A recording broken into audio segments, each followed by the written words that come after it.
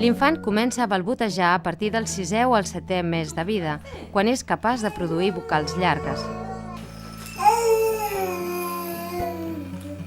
i de combinar una vocal amb una consonant generant les primeres síl·labes. Aquest fenomen se l'anomena balboteig canònic. A més, pot duplicar aquests sons per formar cadenes sil·làbiques més llargues.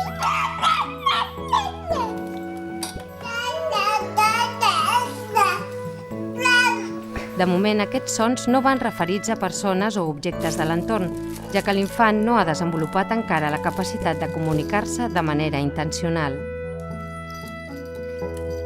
Els primers balbotejos són semblants en moltes llengües del món. Només quan l'infant arriba als 10 mesos de vida apareix una influència clara dels sons de la llengua materna en el balboteig infantil.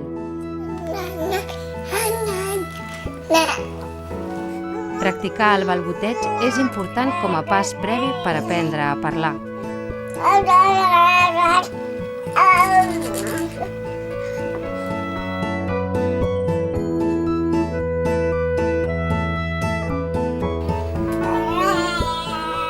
Sí? Quan l'infant encadena sons sil·làbics amb diferents entonacions, l'adult els sol interpretar segons la seva musicalitat.